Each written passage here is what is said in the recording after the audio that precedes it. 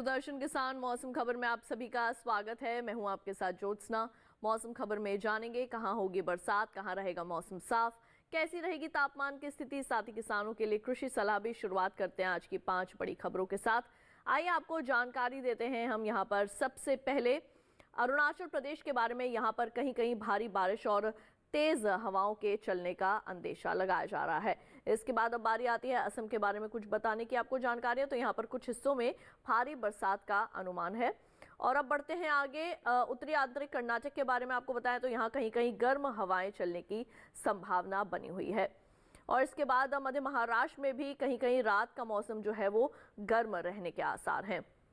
अंत में आइए आपको जानकारी देते हैं तमिलनाडु की। तो यहाँ पर भी गर्म और उमस भरा रह सकता है मौसम। तो 5 बड़ी खबरों के बाद अब आइए आपको जानकारी देते हैं मौसम अलर्ट के बारे में, यानी कि मौसम विभाग द्वारा हमारे देश के कौन कौन से ऐसे हिस्से हैं जिनके लिए चेतावनी या कहें अलर्ट जो है वो जारी किया गया है। इसमें सबसे पहले जो है वो हम आपको जानकारी देने वाले हैं हमारे कुछ ऐसे राज्य हैं जिनके बारे में जहां पर नज़र बनाए रखने की आवश्यकता है। तो अरुणाचल प्रदेश के बारे में अगर आपको जानकारी दे, पूर्वोत्तर भारत के, तो यहाँ पर तेज हवाएं चल सकती हैं, साथ ही बर्फबारी भी हो सकती है और बारिश भी होगी। असम, मेघालय, नागालैंड, मणिपुर, मिजोरम और त्रिपुरा में भी इसी तरीके का मौसम जो है वो देखने को मिल सकता है। ओडिशा में जो है वो गर्म हवाएं चलने की संभावना है। दक्षिण भारत की अगर बात करें तो यहाँ पर तमिलनाडु में पुडुचेरी, केरल और कर्नाटक के जो भीतरी हिस्से हैं यहाँ पर भी जो है वो गर्म हवाएं चल सकती हैं। मध्य महाराष्ट्र, मराठवाड़ा में भी जो है चेतावनी जारी की गई है, क्योंकि यहाँ पर भी जो है वो हीट वेव कंडीशंस देखी जा सकती हैं। अब बात कर लेते हैं मौसम पूर्वानुमान की, यानी कि अगले 24 से 48 घंटों के दौरान देश भर में कैसा रहने वाला है मौसम का हाल। उत्तर पश्चिम भारत के जो हमारे पर्वतीय क्षेत्र हैं वहां से शुरुआत करते हैं।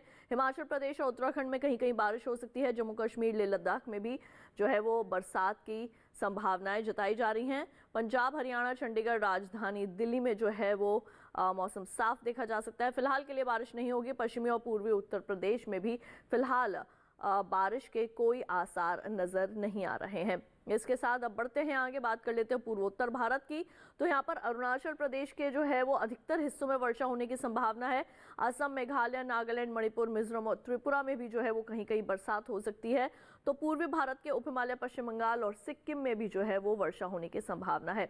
दक्षिण भारत का अब रुख कर लेते हैं। तो यहाँ पर अंडमान निकोबार द्वीप समूह में जहाँ कहीं कहीं बरसात हो सकती है, तो वहीं दूसरी ओर तमिलनाडु और पुडुचेरी सहित केरल में भी जो है वो बरसात होने के अनुमान है।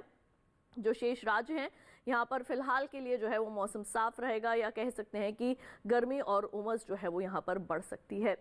बात करें अब यहाँ पर मध्य महाराष्ट्र, कोंकण गोवा, मराठवाड़ा की, तो यहाँ पर भी जो है वो गर्मी का एहसास अभी भी लोगों को रहेगा। गुजरात, सौराष्ट्र और कच्छ में भी जो है वो गर्मी से फिलहाल के लिए कोई राहत नहीं है, कोई बरसात नहीं है। अंत में जायजा लेंगे मध्य भारत का। तो मध्य प्रदेश, छत्तीसगढ़ और विदर्भ में भी जो है फिलहाल के लिए मौसम साफ रह सकता है। अब बात कर लेते हैं मौसम की चाल के बारे में, यानी कि पिछले 24 से 48 घंटों के दौरान कैसा रहा है मौसम का हाल। सबसे पहले शुरुआत करेंगे उत्तर पश्चिम भारत के जो पर्वतीय क्षेत्र हैं। यहाँ पर लेह लद्दाख, जम्मू कश्मीर, गिलगित में बारिश के साथ ही बर्फबारी भी हुई है। हिमाचल प्रदेश में भी कहीं कहीं जो है वो बर्फबारी हुई है। उत्तराखंड में भी बरसात के साथ बर्फबारी देखने को मिली। अब बढ़ते हैं आगे, बात कर लेते हैं पूर्वी भारत की। तो उप हिमालय, पश्चिम बंगाल, सिक्किम, बिहार, झारखंड और ओडिशा में बरसात देखने को मिली। पूर्वोत्तर भारत के भी लगभग सभी हिस्सों में जो है वो पिछले 24 से 48 घंटों के दौरान बादल बरसे थे। और इसके साथ ही आइए अब बढ़ते हैं आगे। भारत मौसम विज्ञान विभाग द्वारा एक प्रेस कॉन्फ्रेंस का आयोजन किया गया, जहां पर आगे आने वाले 3 महीने के लिए मौसम के साथ साथ गर्म हवाओं के संबंध में भी जो है दी गई हैं कुछ विशेष जानकारियां। डालते हैं नजर इस प्रेस वार्ता पर।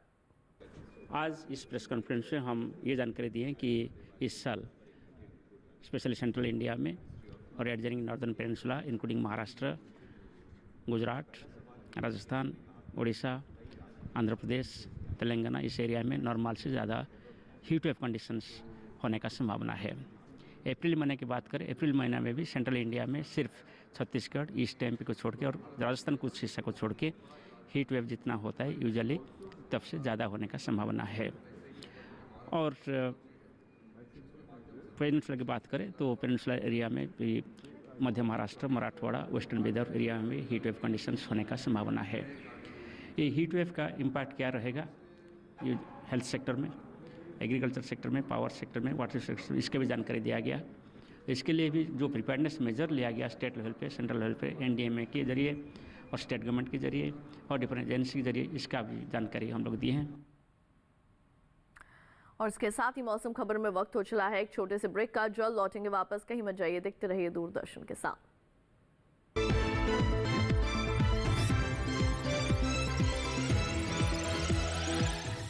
It's another six. रिचार्ज जल्दी रिचार्ज करा। ये क्या किया?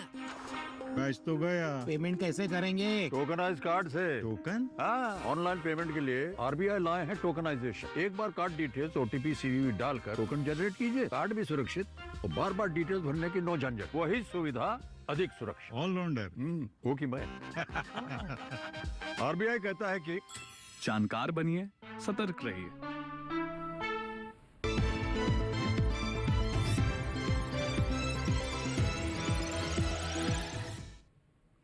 ब्रेक के बाद एक बार फिर आप सभी का स्वागत है दूरदर्शन किसान के मौसम खबर में। आइए बढ़ते हैं आगे और अब बात कर लेते हैं तापमान की स्थिति की, यानी कि पिछले 24 से 48 घंटों के दौरान देश भर में अधिकतम और न्यूनतम तापमान की स्थिति कैसी रही, जिसमें सबसे पहले जो है वो हम आपको जानकारी देने वाले हैं अधिकतम तापमान की स्थिति के बारे में। आइए शुरुआत करते हैं पंजाब, हरियाणा, चंडीगढ़, राजधानी दिल्ली से। तो यहाँ पर अधिकतम तापमान जो है वो सामान्य के मुकाबले 1.6 से लेकर 3 डिग्री सेल्सियस तक अधिक रिकॉर्ड किया गया। और इसी संदर्भ में बढ़ते हैं आगे और अब बात कर लेते हैं हम यहाँ पर बिहार की और इसके साथ ही पूर्वी और पश्चिमी उत्तर प्रदेश की। तो यहाँ पर भी जो अधिकतम तापमान है सामान्य की तुलना में 3.1 से लेकर 5 डिग्री सेल्सियस तक अधिक रिकॉर्ड किया गया है। और अब आइए आपको जानकारी दे देते हैं हम अरुणाचल प्रदेश के बारे में। तो यहाँ पर अधिकतम तापमान जो है 1.6 से लेकर 3 डिग्री सेल्सियस तक कम आंका गया है। और ऐसी अधिकतम तापमान की स्थिति जो है वो असम के अंदर भी देखने को मिली है। और अब आइए बात कर लेते हैं हम यहाँ पर गुजरात की। तो गुजरात के अंदर जो अधिकतम तापमान है 1.6 से लेके 3 डिग्री सेल्सियस तक सामान्य की तुलना में कम रिकॉर्ड किया गया है। और इसके साथ ही अब बढ़ते हैं आगे अधिकतम तापमान की स्थिति में। अगर हम आपको जानकारी दें पूर्व मध्य प्रदेश की, तो यहाँ पर अधिकतम तापमान सामान्य के मुकाबले 1.6 से लेकर 3 डिग्री सेल्सियस तक ज्यादा रिकॉर्ड किया गया है। ऐसी स्थिति पूर्वी राजस्थान में भी जो है वो देखने को मिली है। तो वहीं दूसरी ओर रायलसीमा के नंदयाल में सबसे ज्यादा अधिकतम तापमान 41.9 डिग्री सेल्सियस रिकॉर्ड किया गया। अधिकतम तापमान के बाद अब बारी आती है न्यूनतम तापमान के संदर्भ में बात करने की। तो जम्मू कश्मीर, लेह लद्दाख और गिलगित के अंदर जो है वो न्यूनतम तापमान सामान्य की तुलना में 1.6 से लेकर 3 डिग्री सेल्सियस तक कम आंका गया है। और अब बढ़ते हैं आगे और यहाँ पर आपको जानकारी देते हैं हरियाणा की। तो यहाँ पर भी न्यूनतम तापमान में जो है वो कमी रिकॉर्ड की गई है। राजधानी दिल्ली के अंदर भी 1.6 से लेकर 3 डिग्री सेल्सियस तक न्यूनतम तापमान कम दर्ज किया गया है। बात करें अगर पूर्वी उत्तर प्रदेश की, तो यहाँ पर न्यूनतम तापमान 3.1 से लेकर 5 डिग्री सेल्सियस तक ज़्यादा रिकॉर्ड किया गया है। बिहार और ओडिशा के अंदर भी इसी तरीके की न्यूनतम तापमान की स्थिति दर्ज की गई है। और अब बारी आती है कोंकण गोवा के बारे में आपको जानकारी देने की। तो यहाँ पर जो है वो न्यूनतम तापमान 1.6 से लेकर 3 डिग्री सेल्सियस तक ज़्यादा रिकॉर्ड किया गया है। और मराठवाड़ा में भी इसी तरीके का न्यूनतम तापमान देखने को मिला। तो वहीं दूसरी ओर मध्य महाराष्ट्र में भी जो है वो न्यूनतम तापमान 3.1 से लेकर 5 डिग्री सेल्सियस तक अधिक मापा गया है। ये हम आपको तमाम जानकारियां दे रहे हैं न्यूनतम तापमान के संदर्भ में। तो वहीं दूसरी ओर पूर्वी उत्तर प्रदेश की अगर बात करें और पश्चिमी राजस्थान की अगर जानकारी दें, तो यहाँ पर भी न्यूनतम तापमान में जो है वो बढ़ोतरी देखने को मिली है 1.6 से लेकर 3 डिग्री सेल्सियस तक की सामान्य की तुलना में। तो वहीं दूसरी ओर देश भर में सबसे कम न्यूनतम तापमान पंजाब के अमृतसर में 13.8 डिग्री सेल्सियस दर्ज किया गया। आइए बढ़ते हैं आगे और अब जानकारी ले लेते हैं देश के शेष हिस्सों के तापमान की बारे में।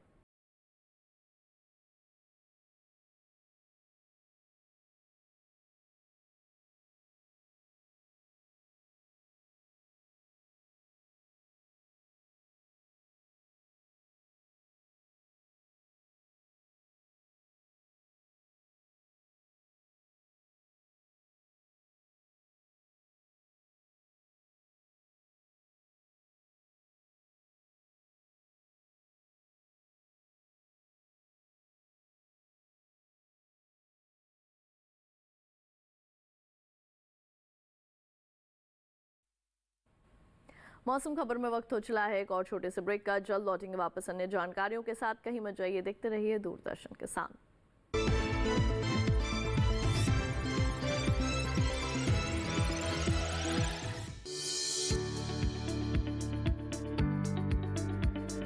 कृषि और पशुपालन है एक दूसरे के पूरक। घर आंगन से लेकर व्यावसायिक फार्म तक, मुर्गी पालन से लेकर रेगिस्तान के जहाज तक, बीमारियों से अब पशुपालक ना हो परेशान। विशेषज्ञ करेंगे आपकी समस्या का समाधान। जुड़िए हमसे, पूछिए अपने सवाल। ईमेल के जरिए भी आप हमारे साथ जुड़ सकते हैं। हमारी ईमेल आईडी है ddkisanapc@gmail.com। हमारे टोल फ्री नंबर हैं 1800-113060 और 1800-113061। देखिए अपना पशु चिकित्सक हर रविवार शाम 6:30 बजे दूरदर्शन किसान चैनल पर।